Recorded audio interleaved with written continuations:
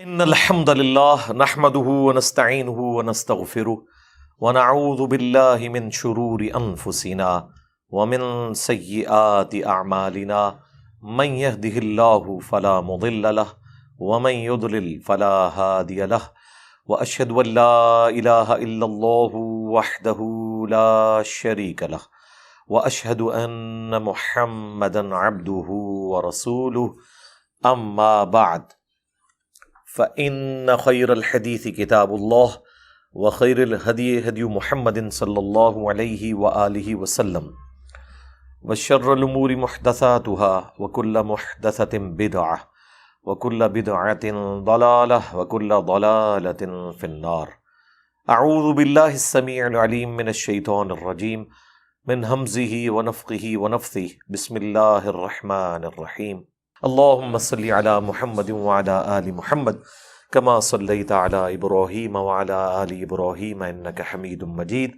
اللهم بارك على محمد وعلى آل محمد كما باركت على إبراهيم وعلى آل إبراهيم إنك حميد مجيد.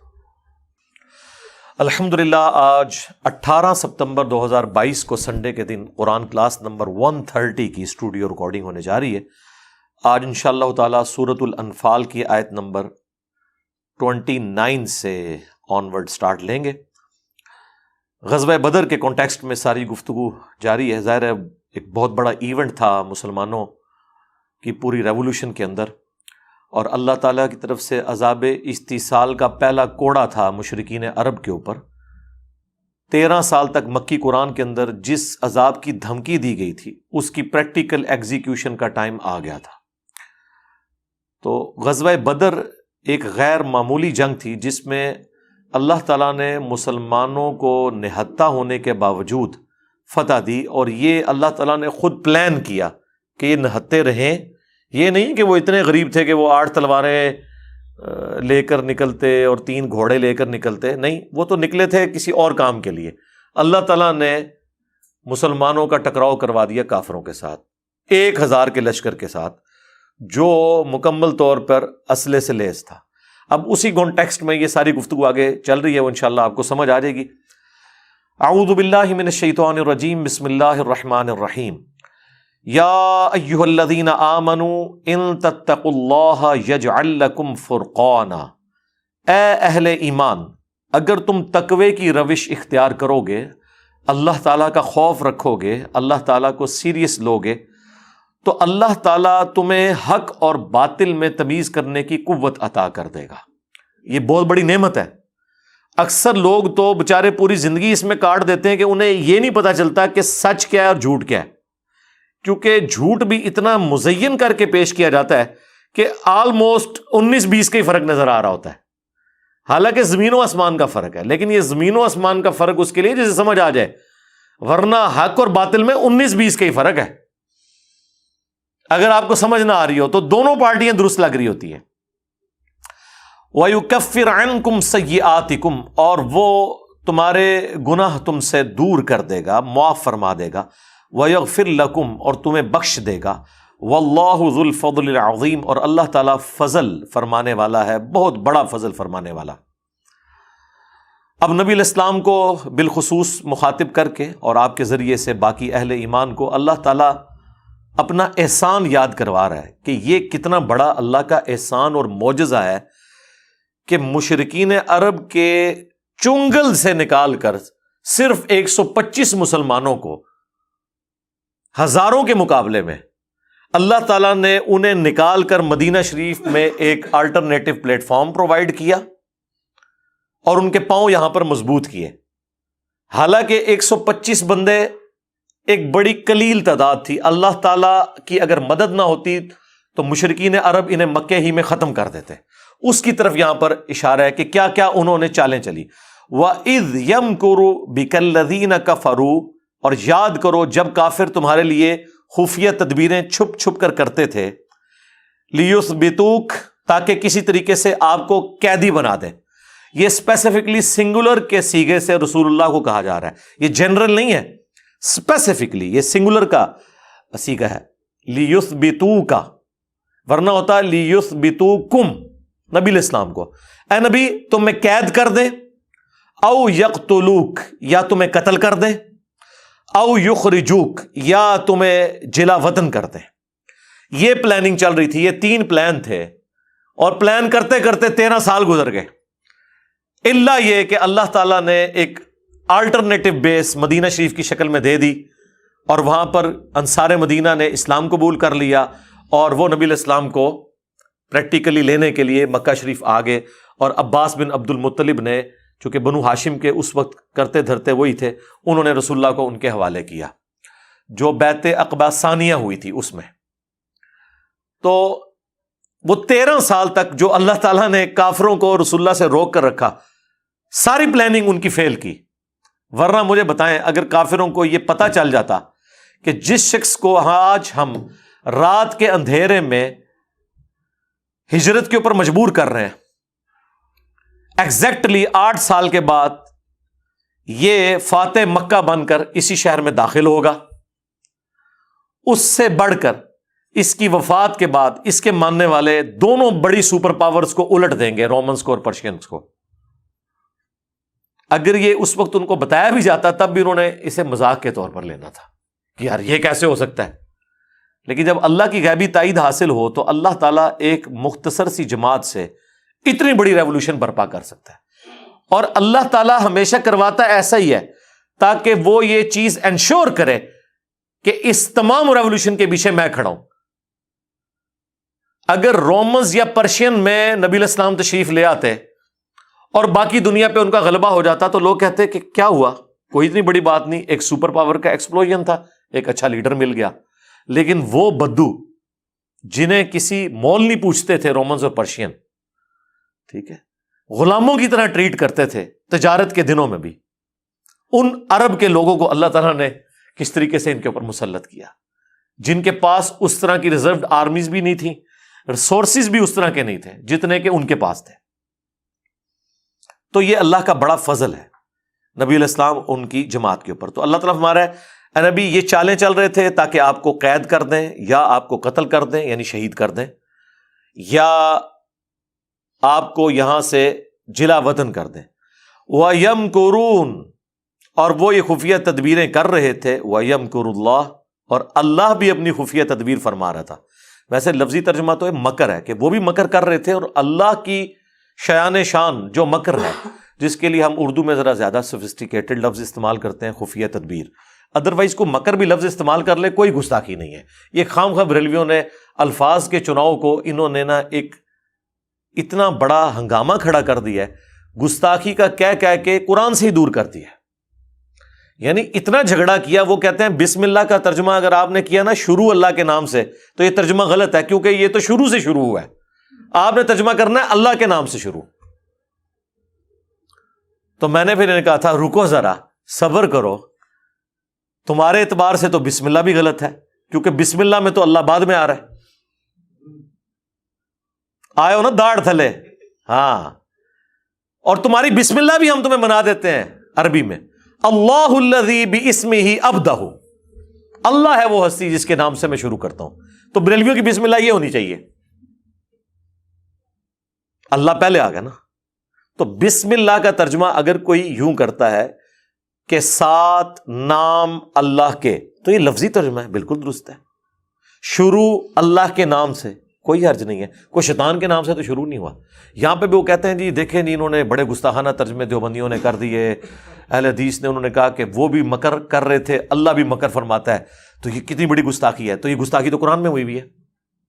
وہ کہتے ہیں نہیں، قرآن میں نا اصل میں وہ عربی میں لفظ جو ہے نا وہ مکر، وہ نٹوریس نہیں ہوتا۔ میرے بھائی جب عربی میں نہیں ہوتا اور اردو میں کوئی لفظ استعمال کر رہا ہے تو وہ اللہ کا ماننے والا ہے، تو وہ نٹوریس تو یوز نہیں کر رہا۔ اردو تو کوئی زبان ہی نہیں ہے، ادھاری زبان، کچھ الفاظ عربی کے کچھ فارسی کے، جو زبان ہی ادھاری ہے اس میں آپ کوئی بھی لفظ استعمال کر لیں کوئی مسئلہ نہیں ہے، آپ اس کو عربی کا ہی تصور کریں نا۔ آلموسٹ سارے 40% اردو کے الفاظ عربی والے ہیں، باقی فارسی سے آئے ہیں۔ تو کیا فرق ہے؟ آپ اردو ڈکشنری کا حصہ بنا لینا مکر کو، کہ جب اللہ کے لیے استعمال ہو رہا ہو تو یہ ان معنوں میں نہیں ہے، کیا فرق پڑتا ہے؟ اور اللہ کا شکر ہے عربی اور انگلش سے میں بڑا خوش ہوں، اس میں تم اور آپ کا کوئی فرق نہیں ہے۔ تو اڈے سارے ادب گستاخی دے فتوے گئے پیسیفک اوشن وچ، عربی چ تم بھی آپ ہے اور آپ بھی تم ہے، کہانی ختم۔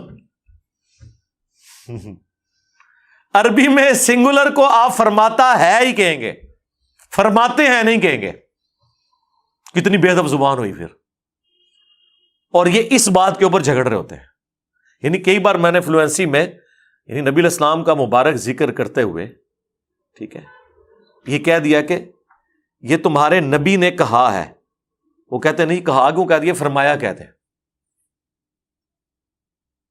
یہ تو گستاخی ہوگی۔ اتنے الفاظ کو پکڑ لیتے ہیں۔ عربی میں اللہ کا شکر ہے فرمایا اور کہا کوئی فرق ہی نہیں، سیم ہے، ٹھیک ہے نا، ورنہ تسی اسلام پھیلا بیٹھے۔ اللہ کا شکر ہے کہ عربی وچ اے ساری جڑی چیزاں بدتمیزی اور تمیز انہوں نے تصور کیتی ہے وہ ساری ویسے ہی فارغ ہے۔ واللہ خیر الماکرین، اور اللہ سب سے بڑھ کر بہتر مکر فرمانے والا یا خفیہ تدبیر فرمانے والا ہے۔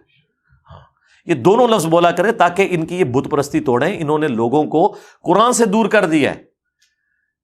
یہ ادب والا ترجمہ ہے اور یہ بے ادبی والا ترجمہ ہے۔ یار مسلمان کیسے بے ادبی والا ترجمہ کر رہا ہے؟ اور اپنی حالت یہ ہے کہ اپنے بابوں نے اپنے ناموں کے کلمے پڑھائے ہوئے، وہاں کوئی بے ادبی نظر نہیں آ رہی۔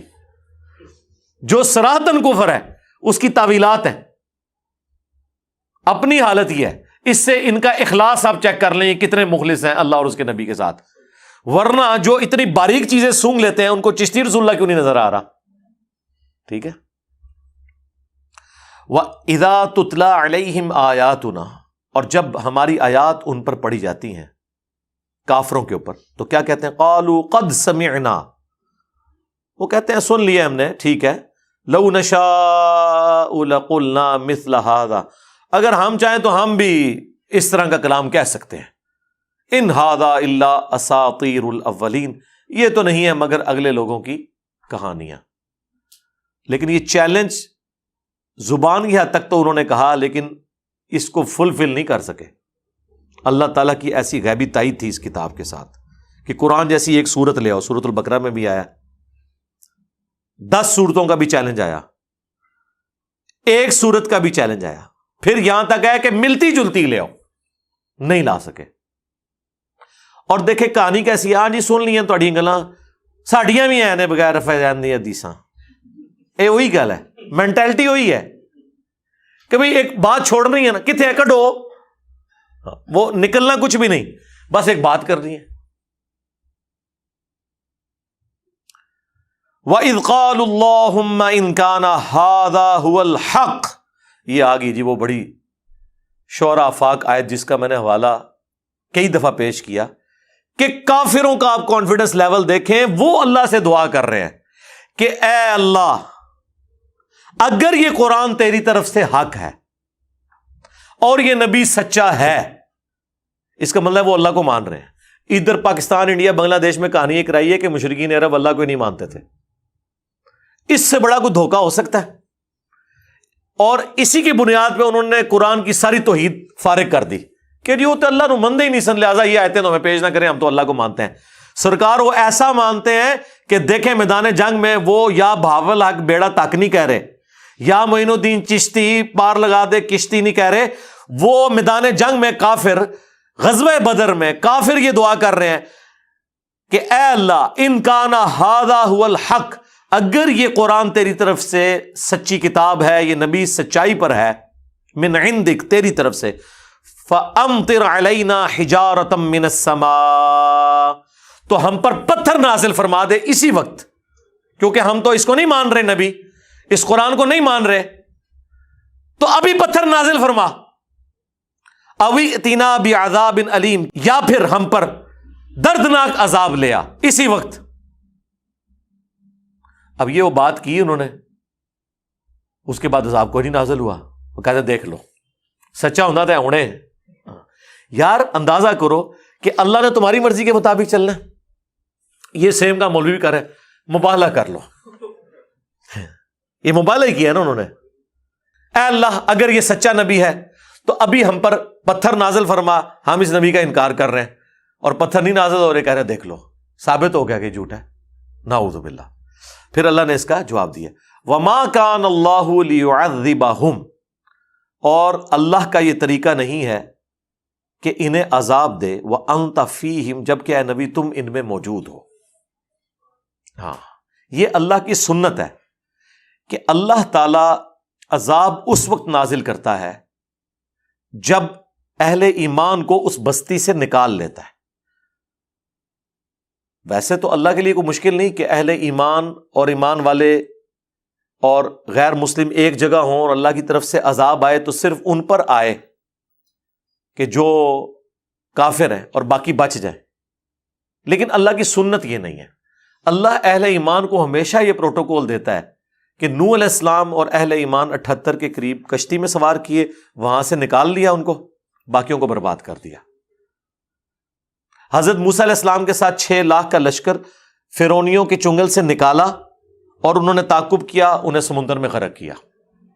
حضرت لوط علیہ السلام کو 2 بیٹیوں سمیت کیا قرآن میں آیا کہ رات کے وقت اپنے گھر والوں کو لے کر نکلو، پیچھے سے پتھر پڑیں گے، ورنہ اللہ کے لیے مسئلہ تھا کہ اتنے پتھر پڑ رہے ہیں، اس ایک گھر کو محفوظ کر دیتا۔ ہمارے لیے تو یہ کوآرڈینیٹس لوکیٹ کرنا مسئلہ ہے نا کہ ہمیں ڈرون پھینکنے پڑیں گے کہ ایتھے لگے ہوتے نہ لگے، اللہ کے لیے تو مسئلہ نہیں، لیکن یہ اللہ کی سنت ہے۔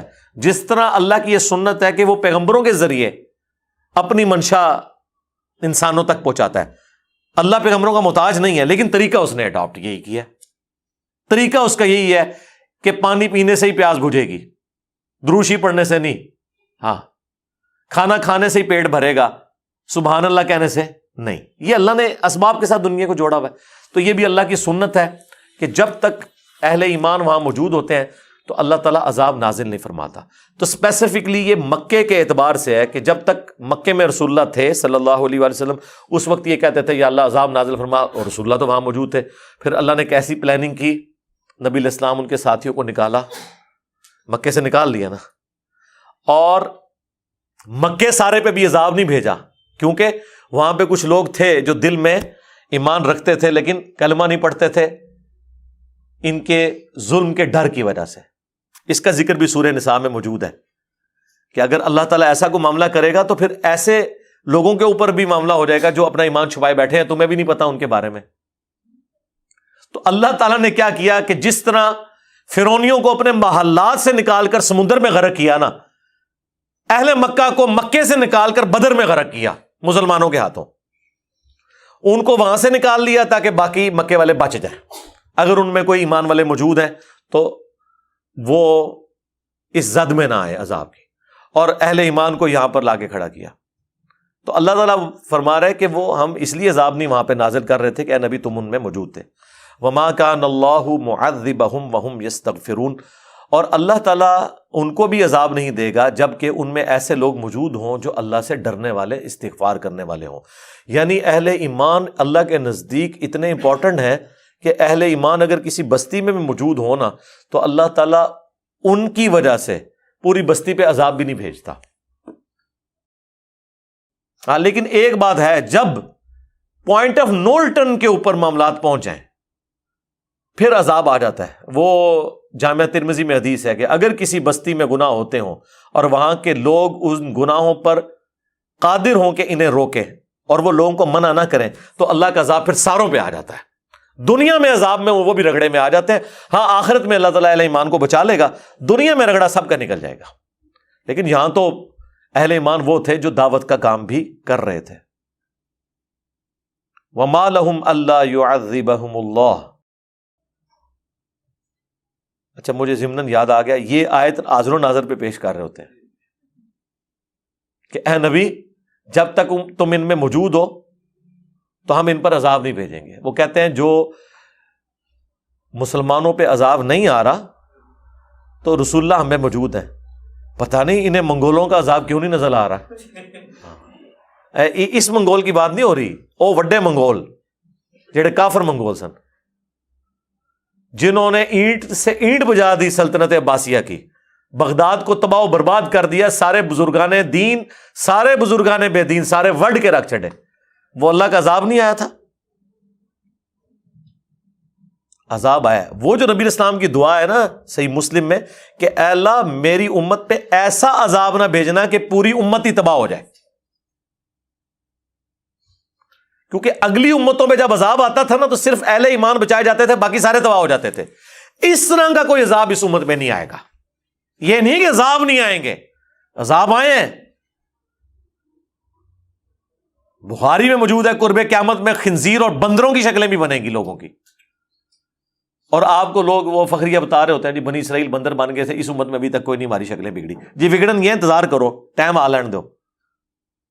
ہاں اوور آل پوری امت نہیں ہوگی، یہ ہے دعا. باقی عذاب تو ہے، ہمیشہ ہمارے اوپر عذاب نازل ہوتے رہے مسلمانوں کے اوپر. سب سے بڑا عذاب ملوکیت، زبان بندی، ظلم، استحصال حکمرانوں کے ذریعے صدیوں تک ہوتا رہا، ابھی بھی ہو رہا ہے. آج بھی سارا سیلاب غریبوں کی طرف جاتا ہے اور امیر جو ہیں وہ خوشحالی کی زندگی گزار رہے ہیں.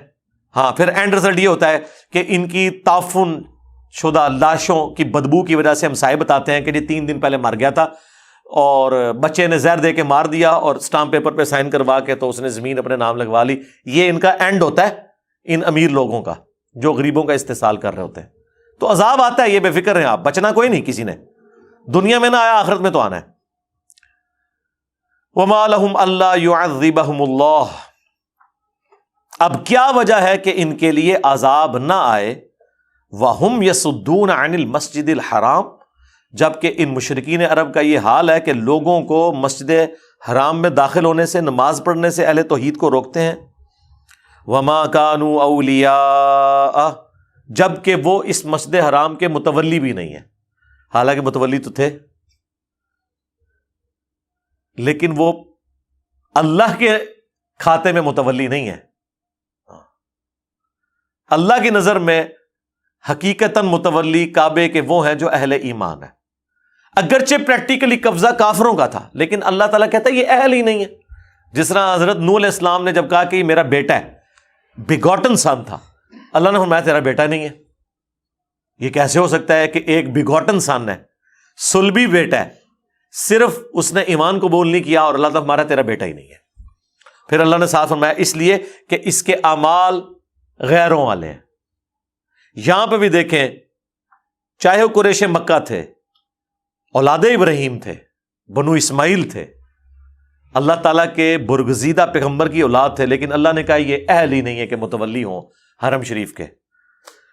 کون اہل ہوں گے؟ ان اولیاءہ الا المتقون، اس کے متولی ہونے کے حقدار تو صرف وہ لوگ ہیں جو اللہ کا تقوی اختیار رکھنے والے ہیں. وَلَٰكِنَّ أَكْثَرَهُمْ لَا يَعْلَمُونَ، لیکن اکثریت اس حقیقت کو نہیں جانتی. آج بھی یہی ہے. آپ کیا سمجھتے ہیں کہ یہ مساجد کے متولی یہ علماء ہونے چاہیے جو ممبروں سے یہ بات بیان کر رہے ہیں کہ قرآن حدیث ڈائریکٹ نہ پڑھنا گمراہ ہو جاؤ گے؟ یار آج تک کسی انگریزی کے پروفیسر نے کہا کہ آکسفورڈ کی ڈکشنری ڈائریکٹ نہ پڑھنا گمراہ ہو جاؤ گے. میری بچیاں کانوینٹ میں پڑھتی ہیں، پہلی کلاس سے وہ ڈکشنری لگوا دیتے ہیں. ہمیں انجینئرنگ کر کے اتنی انگریزی نہیں آتی ہے جو ان کو میٹرک سے پہلے آ گئی ہوتی ہے، کیونکہ ہم تو وہ انجینئرنگ کی لینگویج کی انگلش پڑھی ہوئی ہوتی ہے، لٹریچر کی انگریزی تو ہماری اتنی مضبوط نہیں ہوتی. وہ تو فخریہ بچوں کو کہتے ہیں کہ بھئی استاد اپنی ڈیوٹی سے عہدہ براں ہو جاتا ہے بچوں کو ڈکشنری کے ساتھ جوڑ کے. تو چھوٹی چھوٹی بچیاں وہ خود ڈکشنری سے الفاظ دیکھتی ہیں، میچ کرتی ہیں، ہاں جی یہ کتاب میں یہ لفظ آیا تھا اس کا مطلب ہے. وہاں کسی عالم دین کا ڈر ان کو نہیں ہوتا، کسی مفتی کا، کسی مجتہد کا ڈر نہیں ہوتا کہ کہیں ڈکشنری سے کوئی اور ہی مطلب نہ لے لے جو صرف بزرگان دین نہیں لینا تھا. ایون بزرگان دین بھی غلط مطلب لیں گے، وہ کہیں گے جی ڈکشنری میں یہ لکھا ہوا ہے، اور کسی بزرگ کی جرت نہیں ہے کہ ڈکشنری سے اختلاف کر جائے. اور یہاں پہ آپ آیت پڑھیں کان پہ جوں تک نہیں رینگتی، بالکل ان کے خلاف بھی آیت پڑھ دیں آگے سے وہ تسی کے دا مطلب لے رہے ہو بھائی تو لے کے دس دے کیا مطلب ہے. تو وہ ایسا گھمائیں گے آپ کو، ایسا گھمائیں گے کہ بندہ کہے گا یار آیت تو اتنے ہی رہ گئی ہے، کدھر ٹر گیا. لیکن اللہ کے فضل سے یہ آپ فزکس، کیمسٹری، انگلش، بایولوجی کے ٹیچرز میں نہیں دیکھیں گے کہ کتاب میں کچھ لکھا ہوا ہے اور وہ کوئی اور الٹی کہانی کرائیں. الٹا بلکہ ان کو فکر پڑ جائے گی اچھا یار یہ کتاب میں لکھا تھا، ہمیں پہلے کسی نے ہائی لائٹ نہیں کیا یہ ہمارا یہ مسئلہ غلط تھا، یہ ایسا نہیں ہے، ایسا تھا، اور رجوع لے آئیں گے. اور یہ غدار کیا ہے؟ یہ آپ کو ڈائریکٹ کہتے ہیں قرآن حدیث ڈائریکٹ نہ پڑھنا، گمراہ ہو جاؤ گے. یہ ان لوگوں کا حال ہے. تو اللہ تعالیٰ فرما رہا ہے کہ اکثر لوگ اس سے ناواقف ہیں، اس حقیقت سے. وما کان صلاتهم عند البیت، اور ان کی نماز تو سوائے اس کے کچھ نہیں ہے بیت اللہ کے پاس، الا مکاء وتصدیہ، سوائے کہ یہ سیٹیاں مارتے ہیں اور تالیاں بجاتے ہیں. یہ طواف کے دوران ان کی عبادت کا ذریعہ یہ تھا، سیٹیاں اور تالیاں. یہ جو کچھ درباروں پہ ہو رہا ہے آج کل، وہاں بھی سیٹیاں ہیں، تالیاں ہیں، ڈھول ڈمکے، سارا کچھ. یہ بیت اللہ میں بھی یہی کچھ کرتے تھے. اور سب سے افضل طواف وہ ہوتا تھا جو کپڑے اتار کے ہوتا تھا. کہتے تھے انسان کو اللہ نے ایسے پیدا کیا ہے تو جو بالکل ننگا ہوگا نا تو وہ سب سے افضل طواف کر رہا ہوگا. وہ پھر بخاری مسلم میں آتا ہے کہ 9 ہجری کے اندر حضرت ابوبکر کو نبی علیہ السلام نے امیر حج بنا کر بھیجا تھا، اور پیچھے سے سورہ توبہ کی آیات نازل ہوئی. حضرت علی کو بھیجا اور نبی علیہ السلام کی طرف سے انہوں نے مناح کے میدان میں اناؤنسمنٹ کی کہ آج یہ آخری حج ہے جو مشرکین اور مسلمانوں نے اکٹھا کیا ہے. آئندہ سے کوئی مشرک خانہ کعبے کی سرزمین میں داخل نہیں ہوگا اور کوئی ننگا طواف نہیں کرے گا. یہ ساری کی ساری بدعت ختم، کیونکہ اگلے سال نبی علیہ السلام نے پھر حج کروانے کے لیے آنا تھا 10 ہجری میں، لہذا پہلے اناؤنسمنٹ ہو گئی. تو یہ سیٹیاں اور تالیاں.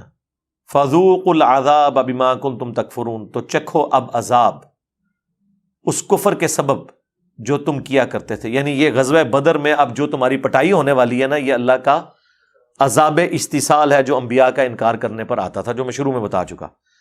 ان الذین کفروا ينفقون اموالهم لیصدوا عن سبیل اللہ، بے شک جن لوگوں نے کفر کیا وہ خرچ کرتے ہیں اپنا مال اس کام کے لیے کہ لوگوں کو اللہ کے راستے سے روکیں.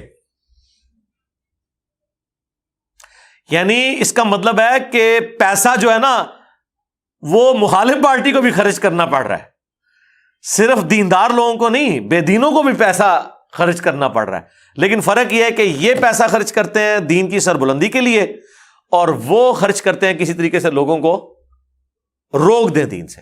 تو مجھے بتائیں آج کل جو آپ کے دین کے کسٹوڈین ہیں، یہ پیسہ کس کام کے لیے خرچ کر رہے ہیں؟ یہ بھی اسی کام کے لیے کر رہے ہیں. اتنی محنت سے 25-30 ہزار روپیہ دے کے آپ مولوی بلواتے ہیں تقریر کرنے کے لیے. تقریر وہ یہ کر کے جاتا ہے کہ فقہ حنفی ٹھیک ہے، قرآن و حدیث غلط ہے. ٹوٹل اس کی تقریر یہ ہوتی ہے. ظاہر یہ بول کے تو نہیں کہے گا، ورنہ تو سروائیول ہی نہیں اس کی. لیکن وہ پوری کی پورے یہ معاملات کر رہا ہوتا ہے. کوئی آیت، کوئی حدیث، کوئی ریفرنس نہیں بیان کرے گا، اور اپنے پیسے بھی پورے لے کے چلا جائے گا. کسٹوڈین بنے ہوئے. تو دین کے اوپر، اپنی بے دینی کے اوپر خرچ سارے کر رہے ہیں. تو اللہ تعالیٰ ہمارے کافروں کا حال یہ ہے کہ وہ بھی مال خرچ کرتے ہیں، لیکن اینڈ رزلٹ یہ ہے کہ اللہ کے راستے سے روکتے ہیں. فَسَيُنْفِقُونَهَا، اور یہ اس طرح آندہ بھی خرچ کرتے رہیں گے. ثُمَّ تَكُونُ عَلَيْهِمْ حَسْرَةٌ، اور پھر اینڈ رزلٹ یہ ہوگا کہ یہ سارا مال بھی ان کا گیا، اور قیامت والے دن یہ حسرت بن جائے گا کہ اتنا خرچہ کیا ہم نے. اور وہ قرآن میں آتا ہے نا، حاجیوں کو پانی پلاتے تھے، حاجیوں کی خدمت کرتے تھے اللہ کو خوش کرنے کے لیے. تو اللہ تعالیٰ نے فرمایا کہ تم نے حاجیوں کو کھانا کھلانا اور پانی پلانا توحید کے برابر سمجھ لیا ہے. نو، جب اللہ ہی کو نہ مانا تو اس کے نام کی صدقہ خیرات کرنے کا کوئی فائدہ نہیں ہے جب تک خدا کو اسرا نہ مانا جیسا کہ ماننے کا حق ہے. تو اللہ تمہارا یہ حسرت بن جائے گا ان کا مال. ثم یغلبون، اور پھر یہ مغلوب بھی ہو جائیں گے. دنیا میں اللہ نے پھر مغلوب کر بھی دیا، اور آخرت کا عذاب ابھی باقی ہے. والذین کفروا الی جہنم یحشرون، اور جو لوگ کفر کی روش اختیار کرتے ہیں ان سب کے سب لوگوں کو جہنم میں اکٹھا کر دیا جائے گا. اللہم اجرنا من النار لیمیز اللہ الخبیث من الطیب، تاکہ اللہ تعالی ناپاک کو پاک سے الگ کر دے. یعنی جو دنیا میں یہ کشاکش ہے نا حق اور باطل کی تمیز، اس کا اینڈ رزلٹ یہ ہوتا ہے کہ اہل حق ایک طرف اور اہل باطل دوسری طرف ہو جاتے ہیں. وَيَجْعَلَ الْخَبِيثَ بَعْضَهُ عَلَى بَعْضٍ، اور سب ناپاکوں کو ایک دوسرے کے اوپر اکٹھا کر دے. فَيَرْكُمَهُ جَمِيعًا، ان سب کے سب لوگوں کو ایک جگہ اکٹھا کر دے، بعض خبیثوں کو بعض کے ساتھ. فَيَجْعَلَهُ فِي جَهَنَّمَ، اور پھر سب کو جہنم میں اکٹھا کر کے ڈالے. اولئک هم الخاسرون، یہی لوگ ہیں خسارہ اٹھانے والے. اچھا، دنیا میں بھی آپ دیکھیں گے کہ جو اہل ایمان ہیں اور جو ایمان کی روش پہ چلنے والے ہیں، ان کی کمپنی بھی انہی لوگوں کے ساتھ ہوتی ہے، اور جو باغی ہیں ان کی کمپنی باغی لوگوں کے ساتھ ہوتی ہے. کو ایگزسٹ کر ہی نہیں سکتے اللہ کے ماننے والے اور اللہ کے باغی، یہ نیچرل چیز ہے، نیور. اور اگر یہ کسی بندے کے اندر کو ایگزسٹ کیے ہوئے ہیں نام لیے بغیر، کہ وہ اللہ کے باغیوں کے ساتھ بھی اس نے بڑے اچھے تعلقات بنا کے رکھے ہوئے ہیں، اور دیندار لوگوں میں بھی بڑا اس کا مرتبہ ہے، تو سمجھ لیں یہ منافق اعظم ہے. ہاں، یہ سمپل ٹھیک ہے. وہ بظاہر تو عالم دین ہے، دینی پیشوا ہے، لیکن وہ ساری پارٹیوں کو جو خوش کیے ہوئے ہے، یہ ہو نہیں سکتا کہ کسی پیغمبر سے تو یہ کام نہ ہو سکے کہ اللہ کے باغی اور اللہ کے ماننے والے اس پہ اکٹھے ہوں. اور یہ کوئی اتنا بڑا کوئی ترم خان ہے کہ اس نے کوئی ایسی ایکٹیویٹی پرفارم کر لی ہے کہ اللہ کے دشمن اور اللہ کے دوست دونوں ہی اسے محبوب رکھے ہوئے ہیں. دنیا میں صرف منافق ایسا ہوتا ہے جس سے سارے خوش ہوں، پیغمبر سے نہیں سارے خوش ہوتے. کتنا مشکل وقت پیغمبروں نے اپنے اپنے زمانے میں دیکھا ہے، تو کیا ان میں کوئی عیب ہوتا ہے؟ لوگ ان کو گالیاں نہیں نکالتے، ان کے قتل کے فتوے نہیں جاری کرتے، ان کی بیویوں کے اوپر تہمت نہیں لگاتے. کس کس تکلیف سے پیغمبروں کو گزرنا پڑتا ہے، کئی تو پیغمبر شہید بھی ہوئے ہیں. تو کیا ان کی تعلیمات میں کوئی خرابی تھی؟ ان کے بتانے کے انداز میں کوئی فرق رہ گیا تھا؟ یا ان کے اندر کمپیٹنسی کا کوئی لیول نہیں تھا جو آج کے علماء کے اندر موجود ہے، کہ وہ ظہر کی نماز ایک پولیٹیکل لیڈر کو پڑھا رہے ہوتے ہیں، عصر کی نماز اس کے مخالف لیڈر کو پڑھا رہے ہوتے ہیں، اور عشاء کی نماز میں ایک تیسرے لیڈر کے گھر جا کے اس کی مسجد میں دعائے خیر کر رہے ہوتے ہیں. ساروں کو خوش کیا ہوتا ہے انہوں نے. تو آپ سمجھ لیں کہ وہ پھر اس دین کے راستے کے اوپر نہیں ہے، وہ کمپرومائز کیے ہوئے ہیں. قل للذین کفروا، اے نبی کافروں سے فرما دو، ان ینتہوا، اگر اب بھی تم باز آ جاؤ، یغفر لہم ما قد سلف، اللہ تعالیٰ پچھلا سارا سب کچھ کھاتا معاف کر دے گا. یہ ہے اللہ کی رحمت. یارا 13 سال مکی تکلیفیں دیں نبی علیہ السلام کو، ان کے ساتھیوں کو، پھر بھی اینڈ پہ ایک آفر دی جا رہی ہے کہ ابھی بھی توبہ کر لو، سب معاف. یہ اللہ کی رحمت ہے. وَإِن يَعُودُوا، اور اگر تم باز نہ آئے اور یہ حرکتیں دوبارہ کی، فقد مضت سنت الاولین، تو یاد رکھو ہمارا طریقہ پہلے والے نافرمانوں کے ساتھ بھی اگلی امتوں میں گزر چکا ہے، ہم نے وہی کچھ تمہارے ساتھ ریپیٹ کرنا ہے. اور وہ ہے نا، بدر میں جو لوگ باز آ گئے تو آ گئے، لیکن جو احد میں دوبارہ آئے ان کے اوپر بھی عذاب نازل ہوا. وہ تو مسلمانوں کی وجہ سے فتح شکست میں بدل گئی، ادروائز تو فتح وہاں پہ بھی ہو گئی تھی. خندق کے اندر تو خوب مٹی پلید ہوئی ان کی، اور حدیبیہ تو ان کی ذلت کی آخری قسط تھی. سمجھ لیں کہ وہ مسلمان جن کو یہ کسی کھاتے میں نہیں مانتے تھے، ان کے ڈر کی وجہ سے ان سے صلح کرنے کے اوپر آمادہ ہو گئے. یہ بہت بڑی ذلت کاٹی تھی انہوں نے. حدیبیہ رسول اللہ کی فتح کا دن تھا، فتح مکہ تو بعد میں ہوئی نا. اسی لیے نبی علیہ السلام کو اللہ تعالیٰ نے صلح حدیبیہ کے موقع پر فرمایا تھا انا فتحنا لک فتحا مبینا. سورہ فتح ادھر نازل ہوئی ہے. آج تو ہم نے آپ کو روشن فتح دے دی ہے. کیوں؟ انہوں نے مان لیا ہے کہ بھائی گل ود گئی ہے. ہاں تبھی تو بھائی، ابھی تک تو ان کی بدماشی یہ تھی کہ بدر میں مسلمانوں کو مارنے آگے اتنی دور سے، احد میں مارنے آگے، خندق میں تو ساروں کو جمع کر کے پورا عرب چڑھا دیا. اور کہاں یہ حالت کہ وہ صلح کرنے کے اوپر آمادہ ہو گئے. اور دیکھ لیں وہ 6 ہجری میں صلح حدیبیہ ہوئی، 7 میں غزوہ خیبر ہوئی، 8 میں فتح مکہ ہو گئی. اور 8 ہجری میں فتح مکہ سے 3 مہینے کے بعد غزوہ حنین، آخری جنگ مشرکین عرب کے ساتھ. عربیوں کا سارے کا سارا معاملہ ختم ہو گیا، اور پھر وہ دعوت ایکسپورٹ ہوئی باہر. وَقَاتِلُوهُمْ حَتَّى لَا تَكُونَ فِتْنَةٌ وَيَكُونَ الدِّينُ كُلُّهُ لِلَّهِ، اور اے مسلمانوں ان کافروں کے ساتھ قتال اب جاری رکھنا ہے یہاں تک کہ فتنہ ختم نہ ہو جائے اور دین سارے کا سارا اللہ کے لیے ہو جائے. یعنی جب تک اسلام کو فتح نصیب نہیں ہوتی الٹیمیٹ کہ یہ مکمل طور پر مغلوب ہو جائے، اس وقت تک آپ نے قتال روکنا نہیں ہے. یہ بدر کے موقع پر فرمایا جا رہا تھا تاکہ مسلمانوں کو پتہ چل جائے کہ بدر ایک بیٹل فیلڈ ہے، جنگ ختم نہیں ہوگی جب تک کہ فتح مکہ نہ ہو جائے. جنگ مسلسل جاری رہی ہے. 2 ہجری میں بیٹل آف بدر ہے، ایک معرکہ ہوا ہے کافروں کا اور مسلمانوں کا. جنگ ختم نہیں ہوئی تھی. جنگ ختم ہوئی ہوتی تو عہد نہ ہوتی، جنگ ختم ہوئی ہوتی تو خندق نہ ہوتی، جنگ ختم ہوئی ہوتی تو فتح مکہ نہ ہوتا. تو یہ نبی علیہ السلام ان کے ساتھیوں کو کہا گیا کہ جب تک یہ فتنہ کچلا نہیں جاتا نا، اب تم نے ان سے قتال جاری رکھنا ہے. اسی آیت کے تحت اللہ تعالی مسلمانوں سے یہ ایکسپیکٹ کر رہا تھا کہ غزوہ بدر کے جو قیدی ہیں نا انہیں قتل کیا جائے، لیکن نبی علیہ السلام نے اجتہاد کیا سورہ محمد کی آیت سے جو اس سے پہلے نازل ہو چکی ہوئی تھی.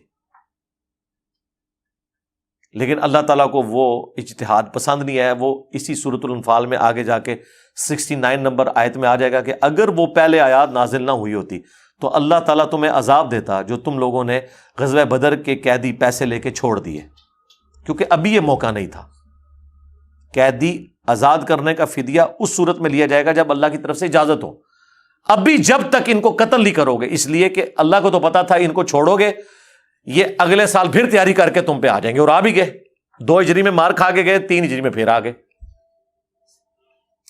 اور اس آیت کے تحت اللہ تعالیٰ نے یہ ارشاد فرمایا تھا. لیکن نبی علیہ السلام نے سورہ محمد کی وہ آیت کہ جب کافروں سے مڈ بھیڑ ہو تو چاہے تم انہیں قید کرو چاہے تم جو ہے انہیں قتل کرو، یہ تمہاری مرضی ہے. تو نبی علیہ السلام نے ایک نرم رویہ اڈاپٹ کیا اپنی شفقت کی وجہ سے.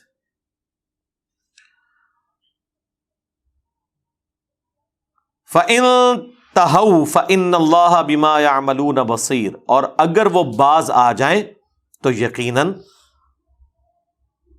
اللہ تعالی خوب دیکھنے والا ہے جو وہ اعمال کرتے ہیں. یعنی اگر وہ باز آ جاتے ہیں اپنی اصلاح کر لیتے ہیں تو اللہ تعالیٰ پھر اس معاملے میں ان کے لیے کوئی درگزر کی روش اختیار فرما سکتا ہے.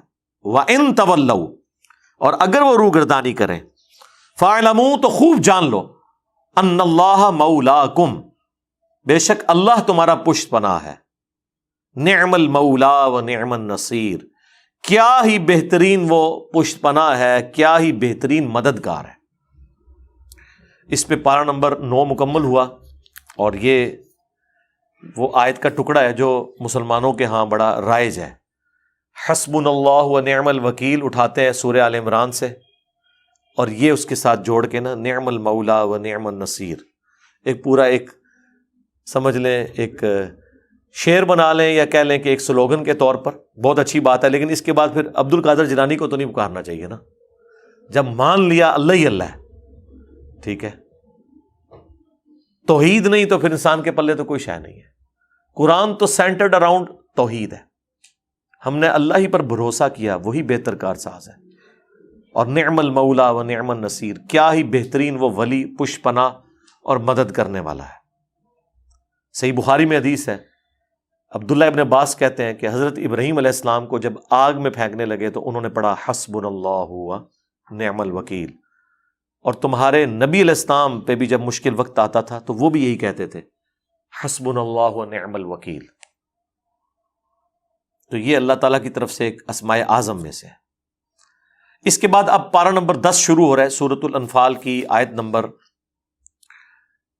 41. اس میں خمس کا ذکر آ رہا ہے.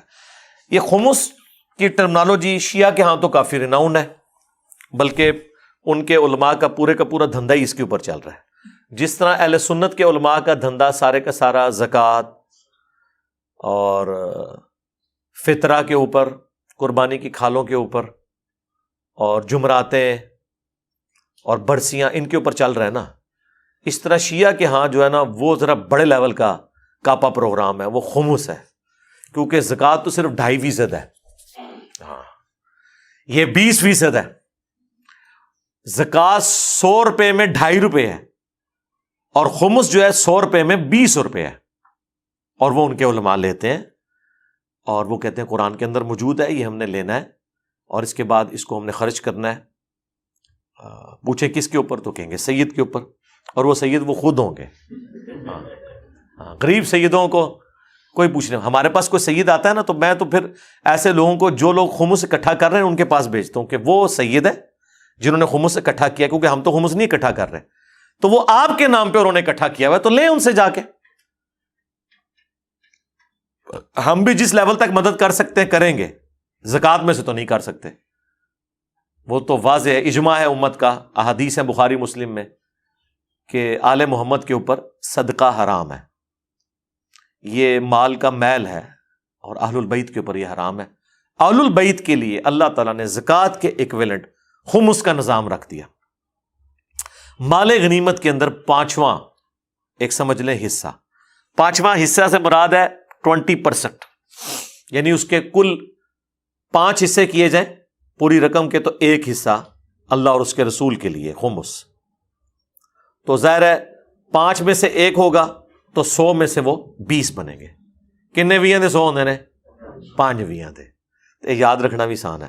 تو خمس جو ہے وہ 20% ہے اور حصہ وہ 5واں ہے۔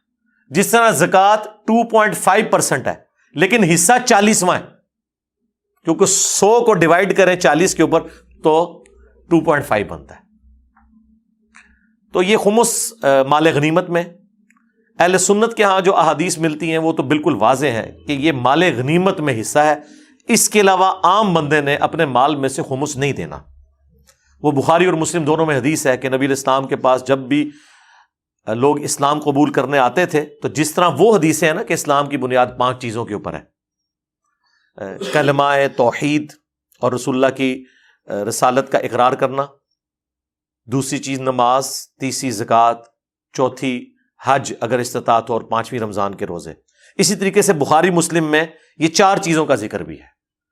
جب تک کہ رمضان کے روزے اور حج فرض نہیں ہوا تھا تو نبی علیہ السلام فرماتے تھے کہ اللہ کا اب حق ہے اسلام قبول کرنے کے بعد کہ تم گواہی دو کہ اللہ کے سوا کوئی معبود نہیں، محمد اس کے رسول ہے۔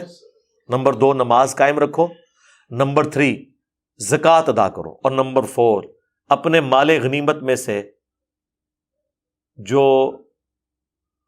5واں حصہ ہے یا 20% وہ تم اللہ اور اس کے رسول کے لیے مخصوص کرو گے اور دو گے۔ مال غنیمت، مال غنیمت اب کیا ہے؟ اسی کے اوپر یہ پوری صورت ہے، انفال، یعنی میدان جنگ میں کافر جو مال چھوڑ کر چلے جائیں گے۔ اب جس مسلمان نے جس کافر کو قتل کیا اس کا جتنا سامان ہے اس کا مالک وہ مسلمان ہوگا، اور اس کے وہ کرے گا 5 حصے، ان میں سے 1 حصہ بیت المال میں اہل البیت کے لیے جمع کروائے گا، اس لیے کہ اہل البیت کے لیے زکوٰۃ تو حرام ہے، تو اللہ تعالیٰ نے اپنے حصے میں سے ان کو رکھ لیا کیونکہ وہ اللہ کے چنے ہوئے لوگ ہیں۔ تو یہ اللہ نے خمس کو اپنی طرف منسوب کیا ہے کہ اللہ اس کے رسول کے لیے تم دے رہے ہو، یہ زکوٰۃ والا حساب کتاب نہیں ہے، کیونکہ جو جنگ میں فتح ہوئی وہ اللہ کی مدد سے ہوئی۔ پھر اس میں بڑا ایشو آ گیا مال فے کا، کہ جو بغیر جنگ کے فتح ہو جاتی ہے، ہاں وہ پھر سارے کا سارا بیت المال میں آئے گا، وہ پول میں آئے گا، وہ خلیفۃ المسلمین اور مسلمانوں کا حکمران ڈیسائیڈ کرے گا کہ اس کا کیا کیا جائے، وہ سورۃ الحشر میں جا کے ذکر آئے گا، کیونکہ وہ اللہ تعالیٰ فرماتا ہے یہ تو میری وجہ سے ہوا، اگر جنگ بھی نہیں ہوئی اور میں نے روب ڈلوا کے تمہیں فتح دے دی تو اب وہ جو کافر جو کچھ چھوڑ کے گئے ہیں وہ جنگ کے بغیر تمہارے آتا ہے، وہ سارے کا سارا بیت المال میں آئے گا، اور پھر خلیفۃ المسلمین اور اس وقت رسول اللہ صلی اللہ علیہ وآلہ وسلم یہ ڈیسائیڈ کریں گے مال فے کو کس طریقے سے خرچ کرنا ہے۔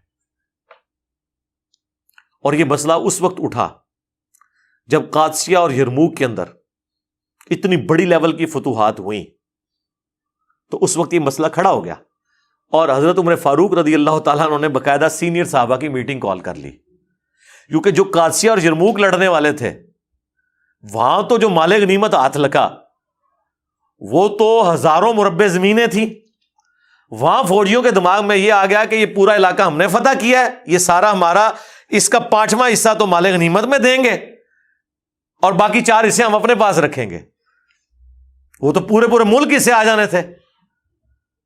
ٹھیک ہے, تو پھر یہ ڈیسائیڈ کیا گیا کہ وہ جو کچھ ہے, جو پوری سرزمین فتح ہو رہی ہے, وہ مال غنیمت کی کیٹیگری میں فال کرے گی یا مال فے کی.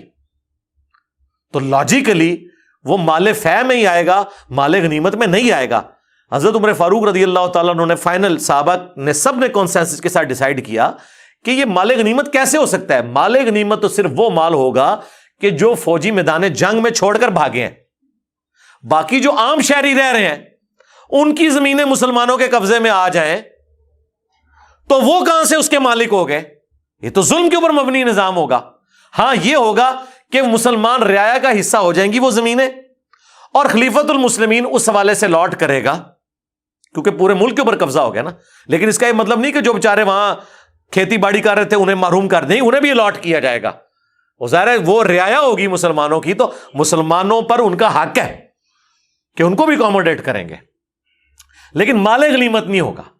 اور نہ جو عام شہری ہیں ان کو قیدی بنایا جائے گا, نہ ان کی عورتیں کنیزیں ہوں گی مسلمانوں کی. صرف وہ عورتیں جو جنگ لڑنے کے لیے آئی ہوئی ہیں مسلمانوں کے خلاف میدان جنگ میں, ان پہ یہ حکم اپلائی ہوگا. تو وہاں پہ پھر رول مال فے والا لگایا گیا. مال غنیمت صرف اتنے حصے کے اوپر ہے جو میدان جنگ میں. تو ظاہر ہے یہ اسلام کا شروع کا سارا دور جنگوں سے عبارت تھا.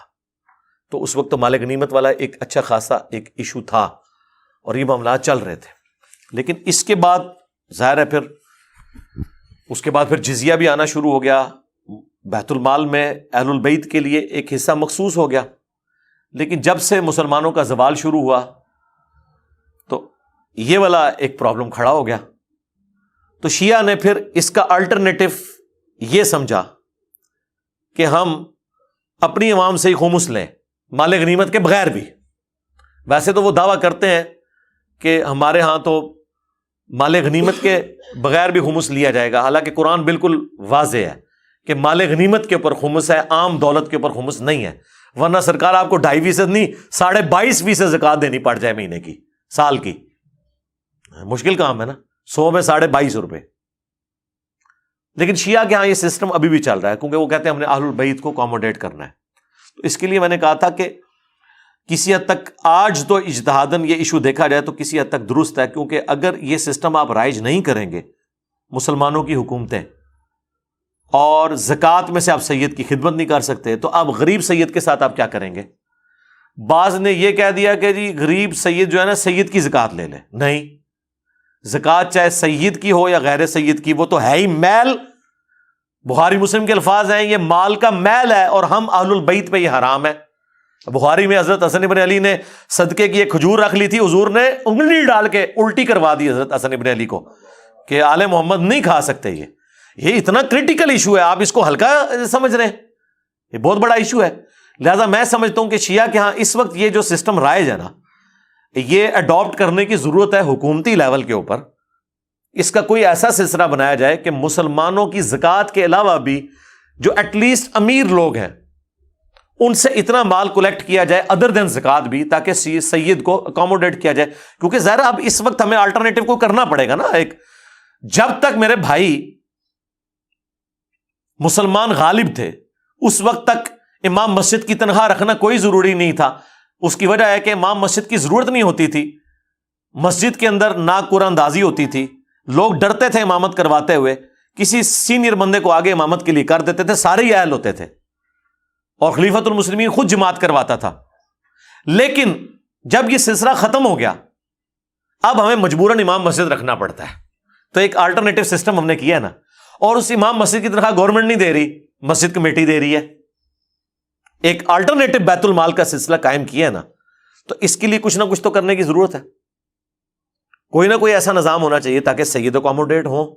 ابھی ہم لوگ تو اپنے اینڈ پہ کوئی ایسا آ جائے تو جتنی اللہ نے توفیق دی ہے کر لیتے ہیں, لیکن کوئی آرگنائز انتظام تو موجود نہیں ہے. تو اس وقت یہ معاملہ تھا اور یہ کافی عرصہ چلا ہے, ظاہر ہے سینکڑوں سال تک چلا ہے یہ معاملہ, مسلمانوں کا غلبہ رہا ہے. تو یہ اس کا ذکر یہاں پہ موجود ہے. وَاعْلَمُوا أَنَّمَا غَنِمْتُم مِّن شَيْءٍ، اور جان لو جو کوئی چیز تم غنیمت میں حاصل کرو، یعنی میدان جنگ میں جو کافر چھوڑ کر چلے جائیں، جو بخاری مسلم دونوں میں حدیث ہے کہ اللہ نے مجھے 5 ایسی خصوصیات دی ہیں جو مجھ سے پہلے کسی پیغمبر کو نہیں دی. نمبر 1، پوری زمین سجدہ گاہ بنا دی گئی. نمبر 2، 1 مہینے کی مسافت سے اللہ نے میرا روب ڈال دیا. نمبر 3، مال غنیمت میرے لیے حلال ہو گیا، اگلی امتوں کے لیے حلال نہیں ہوتا تھا. اور نمبر 4، مجھے ساری انسانیت کی طرف پیغمبر بنا کے بھیجا. اور نمبر 5، شفاعت کا دروازہ اللہ تعالیٰ میرے ہاتھ پر کھولے گا. اور مسلم شریف میں 6ٹھی فضیلت بھی ہے کہ مجھ پر ختم نبوت فرما دی گئی صلی اللہ علیہ وآلہ وسلم. اور یہاں پہ بھی اللہ تعالیٰ فرما رہا ہے کہ جان لو جو بھی مال غنیمت میدان جنگ میں تمہیں حاصل ہو، فَأَنَّ لِلَّهِ خُمُسَهُ وَلِلرَّسُولِ، تو بے شک اس کا جو 5واں حصہ ہے یعنی 20%، وہ اللہ کے لیے ہے، اس کے رسول کے لیے، وَلِذِي الْقُرْبَى، اور رسول اللہ کے قریبی رشتہ داروں کے لیے، آل محمد کے لیے، وَالْيَتَامَى، اور یتیموں کے لیے، وَالْمَسَاكِين، اور مساکین کے لیے، وَابْنِ السَّبِيلِ، اور مسافروں کے لیے. یعنی حضور کے جو مہمان آتے تھے، مسافروں میں ہوں، مسکینوں میں بھی ہوں، تو نبی علیہ السلام نے تو ظاہر خرچ کرنا ہے. آپ علیہ السلام اعلان نبوت کے بعد تو آپ نے اپنا ذریعہ معاش کوئی اختیار تو نہیں کیا. پہلے تو آپ تجارت کرتے تھے، لیکن جب آپ ٹوٹلی وقف ہو گئے دین کے لیے تو ظاہر ہے آپ علیہ السلام نے کوئی ایسا تو نہیں فرمانا تھا کہ اوپر دیکھا تو سونا، نیچے دیکھا تو سونا. تو نبی علیہ السلام کی گزر بسر کیسے ہونی تھی؟ تو مال غنیمت میں اللہ تعالیٰ نے ان کا حصہ مقرر کر دیا.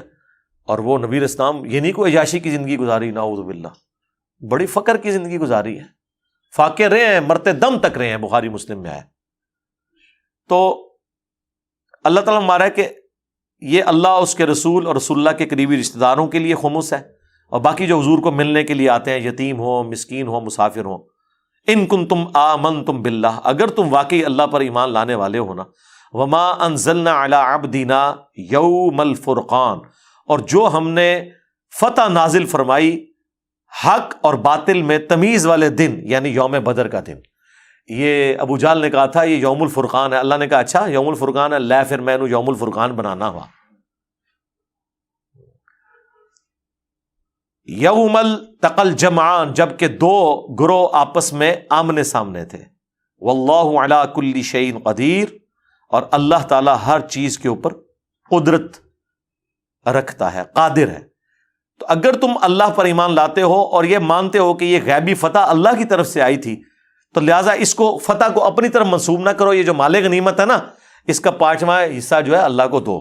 ویسے اصولاً تو سب ہی اللہ کو دے دیا جائے، ظاہر غیبی مدد تھی، فرشتوں کے ذریعے سب کچھ ہوا، لیکن چونکہ ایک جنرل رول تھا اس لیے اسے اپلائی کیا گیا. وَإِذْ أَنْتُمْ بِالْعُدْوَةِ الدُّنْيَا، جب کہ تم وادی کے نزدیک والے کنارے پر تھے. وَهُمْ بِالْعُدْوَةِ الْقُصْوَى، جب کہ وہ دوسرے والے کنارے پر تھے کافر.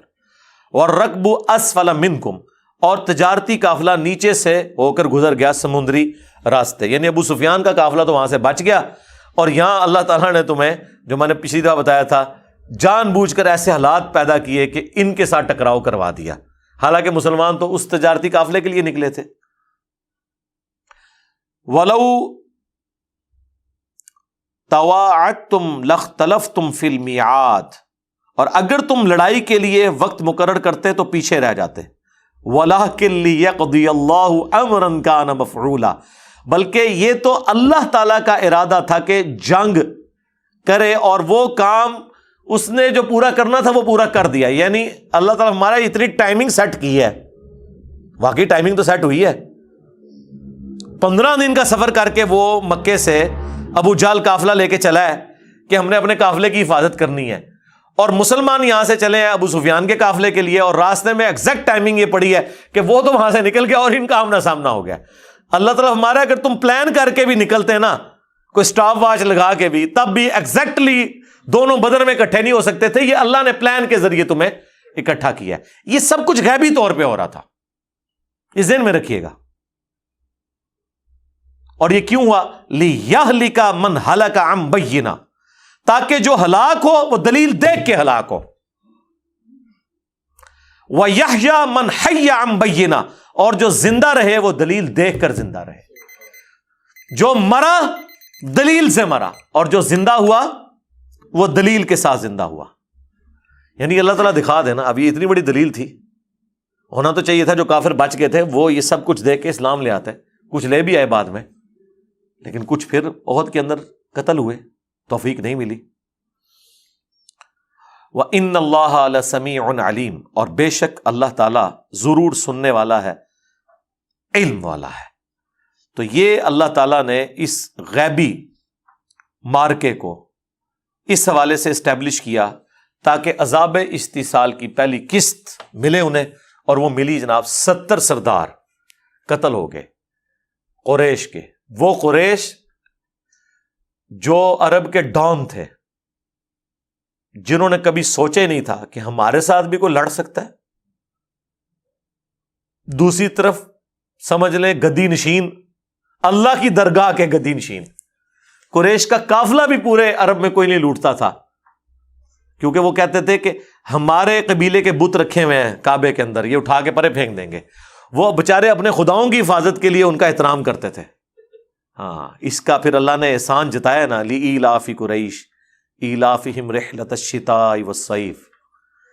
یہ یقین کریں جب میں سورہ قریش پڑھتا ہوں نا تو عجیب سوز و گداز کی کیفیت طاری ہو جاتی ہے کہ یہ قریش کے لوگ اس کا سوچ سمجھ سکتے ہیں، جن کو اللہ تعالیٰ نے فرمایا کہ اس میرے گھر کا صدقہ تم کھا رہے ہو، ٹھیک ہے، تم آزادانہ گرمیوں میں بھی اور سردیوں میں بھی یمن کا سفر کرتے ہو، تجارت کرتے ہو، تمہیں کوئی خوف اور غم نہیں ہوتا اس گھر والے کے مالک کی وجہ سے، تو پھر عبادت کرو۔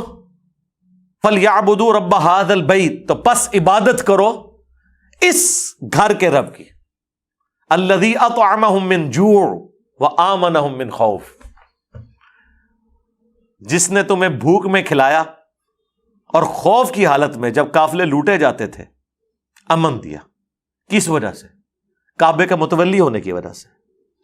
تو قریش بہرحال ان کی بدبختی کے سب سے اینڈ پہ مسلمان ہوئے، لیکن پھر خوشبختی یہ ہے کہ پھر سرکار انہوں نے قرضہ سارا اتارا ہے، آئے تو اینڈ پہ ہیں، لیکن پھر اللہ نے انہی قریش کے ذریعے قادسیہ میں پرشین کے ہاتھی اتروائے بنو تمیم کے ذریعے، اور یرموک کے اندر اللہ تعالیٰ نے رومنز کے اوپر انہی قریش مکہ کو مسلط کیا۔